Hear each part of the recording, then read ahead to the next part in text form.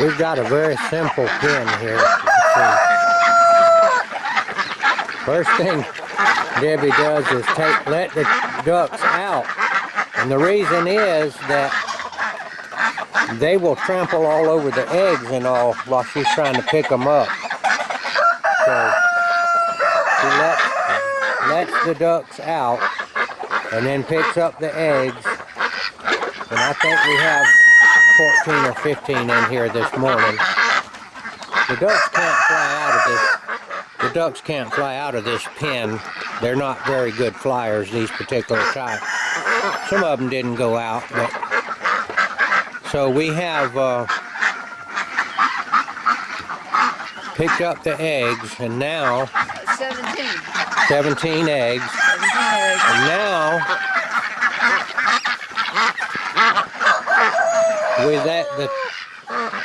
we put the ducks back in now that we've gotten the eggs and gotten them off of us. And now they all go back in there. And we lock them up again. And the reason for that is because the ducks aren't really through laying the eggs. They'll lay, some more eggs until, mid-morning. But then pretty much they're through with their laying. And this is how we do the ducks. And I think a very simple system. And we'll take the water hose and fill their pans back up here. And then after a while, in an hour or two, we'll let them out again for the day. And they'll run around out here in the yard and they'll find them grasshoppers and different things to eat. And this system works very well. Maybe we'll film when we come back after a while. All right. There's a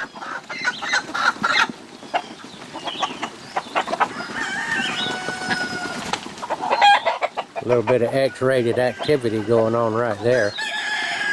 Of a chicken, a rooster trying to breed a duck. Of course, that doesn't work. Nothing will come from that. And the chickens fly in and out of here and they try to steal the food.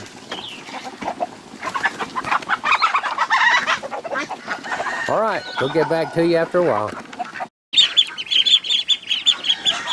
All right, these are some of the young ones. We got collected the eggs and put them in the incubator. And the pure white ones seem to be pure Peking ducks. Even though these are mixed together, the ducks are Peking and Khaki Campbell, there still seems to be some pure Pekings, the big white ones. Now the ones that look more like the Khaki Campbells, I believe they may be mixed. See, they have a little bit of white on them. That one's a pure Khaki Campbell. But see that one in the back, he's got a little white on his throat. And he appears to be larger than the regular Khaki Campbell. So that's a mixed one. Mixed between the Khaki Campbell and the Peking. All right. Over here we've got a bunch of chicks in here. These are the chicks that I can see them here. These are the chicks that we hatched out from the various fertile chicken eggs that we pick up around here. And we sell some of these and give some of them away, and pretty much don't know what to do with them really. Here they are out here. They come out into the air a little bit. It's a little bit chilly this morning here in South Georgia, but there's a cold front coming down. If I can feel it by tomorrow, it's going to be pretty chilly.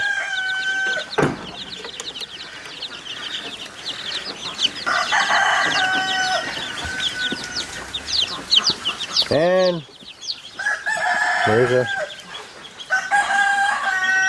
tom turkey. We don't lock these guys up. They just strut around the yard and, whoop, I got too close. These guys just strut around the yard and they lay their eggs. The hens lay their eggs around and about. And when we find the turkey nest, we watch it real close, and we don't let them, try not to let them hatch out in the yard, because they rarely, not many of them survive. They run around and things grab them, so we get them away from the nest and put them in the incubator and hatch them and take care of them so that we keep our turkey strain going. These are the Eastern Wild Turkey strain, and I've had this same strain of turkey for probably 10 years or more. All right.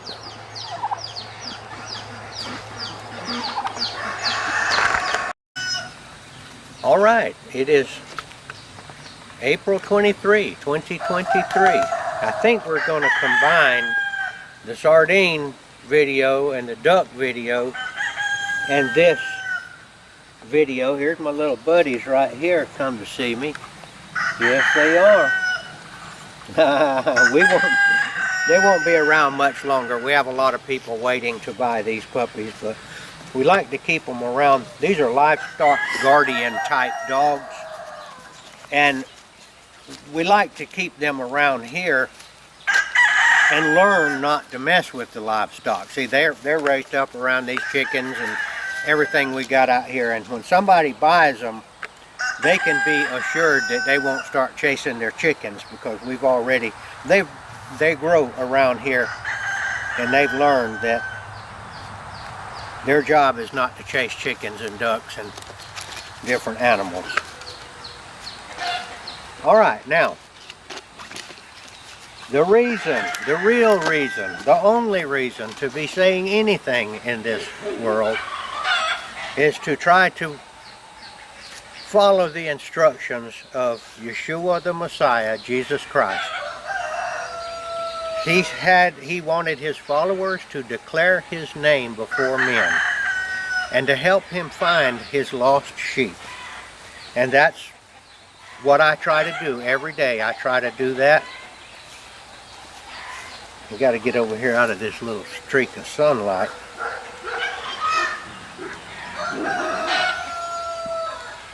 Now I'm calling.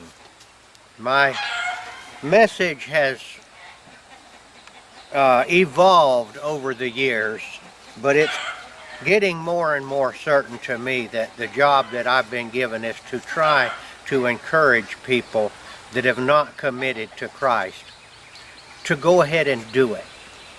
I'm obviously not speaking to people that will never come to Christ. That I can't do that. I can't make them come. Only Christ can bring people to him. But they often come because they've heard another believer encourage them. So I'm encouraging you that I might be reaching out there to go ahead and get with it. You've been listening to people all your life, probably, preachers, family members, friends, about how good it is to come to Christ. To be saved, they call it, to be born again. So I'm trying to speak to you out there that are like that. Now, some of you may be obviously in a very bad situation. I'll call it vomiting in the ditch somewhere, or in the jail somewhere. Some of you may be in a actually enviable position and appear to be doing just fine in this world. But I can assure you that you will not get out of this world alive. The body that we are in is nothing more than a temporary holding mechanism, or a tent that houses the soul, of which it is apparently immortal. I don't want to get into the theology of it. I'm just telling you, it's time to come to Christ. If you've ever thought about it, if you're willing to think about it now, this is what you need to do. I'm encouraging you, come on. I'm just a regular person. I'm not trying to get any money from you. I can tell you by long experience, I've been on both sides. I've been where you are. I've done about everything a person can do wrong. And now I know with my heart that I'm saved by Christ. Only with my heart do I know that. He's going to give me a key to the kingdom of heaven, so that when I die, I will be with Him. I can tell you that my life has greatly improved since those days when I was off as a prodigal son. I'm no longer ashamed of my life. I don't have any conflicts with any human being. Nobody is chasing me down, trying to get, say that I've done them wrong. That's gone. Jesus doesn't even remember that part of my life anymore. He promised to forget it. I'm inviting you, come on now, and I'm going to tell you how to do it. It's so simple. Jesus, would you please save me? Would you please forgive me? I know I've done wrong. I want to be on your side now. I'm ready to be on your side. I want to do it now while I still have a few days left. I don't want to wait until I'm laying there on the bed with tubes running down in my nose and unconscious and unable, and I want to do it now while I'm able to stand on my feet. Now, He will accept people even if they come at the last minute. He made that very clear. If you're laying there on your deathbed with only minutes to live and you say, "Oh, Jesus, save me," He's going to take you right in and save you, okay? He's going to forget all of your sins, like He said. And you're obviously not going to commit too many when you're laying there on the bed dying, so you're good to go. But I'm encouraging you to go ahead and get it done now. Reclaim the rest of the life that you have.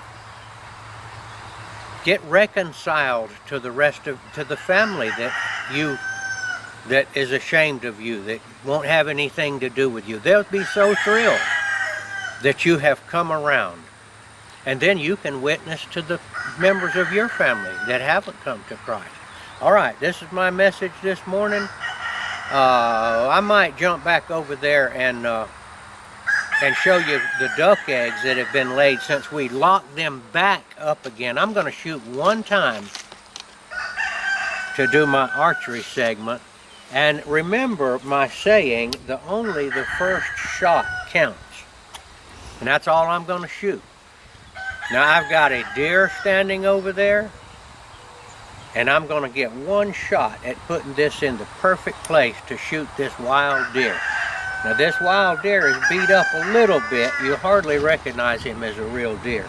But let's just see if I can do that. If I can put it in the right place.